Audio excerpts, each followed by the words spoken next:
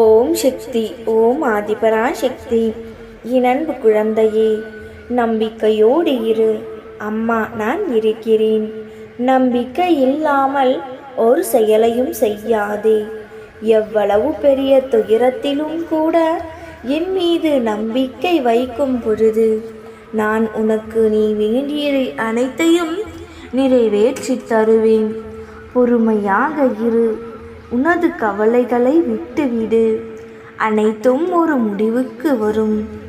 நீ கடுமையான வேதனையாலும் துயரங்களினாலும் பாவங்களை அதிகமாக செய்து இருந்தாலும் எனது ஆலயத்தில் உன் பாதம் பட்டவுடன் உன்னிடம் இருந்து அத்தனையும் விலகிவிடும். நான் இருக்கையில் கவலை எதற்கு? கவலை வேண்டாம். அனுபவிக்க வேண்டும் என்ற சூழ்நிலைக்கு தள்ளப்படும் போது அனுபவித்தே ஆக வேண்டும். அதை தாங்கும் பக்குவம் வேண்டும். குழந்தையே, நான் ஒரு பக்ரி நோய் நொடி தாக்குவதால் அதன் சீற்றம் இப்போது அதிவேகமாக வளர்ந்து இருக்கிறது. அதை விரட்ட என்னால் மட்டுமே முடியும். நிச்சயம் விரட்டுவேன். அம்மா இருக்கிறேன் என்ற நம்பிக்கையோடு இரு. கவலைப்படாதே. கைவிட மாட்டேன். உன்னை முழுமையாக பரிசிக்க நினைத்தேன். எனக்கு மட்டும்தான் அந்த உரிமை இருக்கிறது. நானே சர்வாதிகாரி. எத்தனை பணிகள் எனக்கு!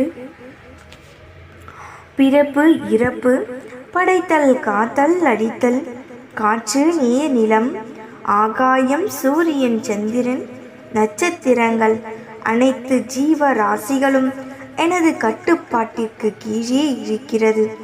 இவை அனைத்தும் எனது விடியலுக்காக காத்து இருக்கிறது.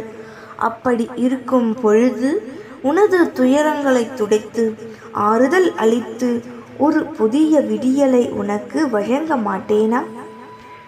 நிச்சயம் வழங்கப் போகிறேன். என்னை மீறி எதுவும் நடக்காது. சிறிதளவு கூட எதற்கும் இடம் தராதே. இந்த மாயை உலகத்தில் தயவு செய்து தேவையற்ற எண்ணங்களை தவிர்த்து என்னுள் ஐக்கியமாகிவிடு. உனது வருகைக்காக எனது ஆலயத்தில் காத்திருக்கிறேன். விரைந்து வா. எனக்கு வேண்டியதை வாங்கி வா. என்னை சரணாகதி அடைந்தால் நான் உன்னை பாதுகாப்பேன். பொறுமையாக இரு. நான் இருக்கிறேன். நீ நிழலாக என்றும் உனக்காக எப்பொழுதும் உன் அம்மா நான் இருப்பேன். பொறுமையும் தன்னம்பிக்கையும் தான் தைரியம். அதை தொலைத்து விடாதே. எப்பொழுது எந்த பிரச்சனைகளை சந்திக்க நேர்ந்தாலும் அதை எதிர்த்து போராட கற்றுக்கொள். அதுவே உன்னை காப்பாற்றும். எது நடந்தாலும் நீ எதை செய்திருந்தாலும் அதை உணரும் தருணத்தில் அனைத்தையும் மன்னித்து உன்னை ஆசீர்வதிப்பேன். சகிப்புத்தன்மை இல்லை என்றால் உனது நிலைமை கவலைக்கிடமாகிவிடும். அதை மட்டும் நினைவில் வைத்து கொண்டு சந்தோஷமாக வாழ்வதற்கு எனது நாமத்தை உச்சரித்து கொண்டு இரு.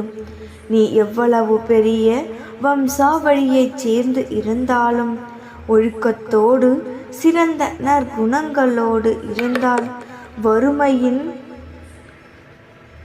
காரணத்தால் நீ மனம் உடைந்து இருந்தாலும் உனக்கு இனிமேல் நடப்பது எல்லாம் நல்லதாகவே நடத்தி கொடுக்க நான் இருக்கின்றேன்.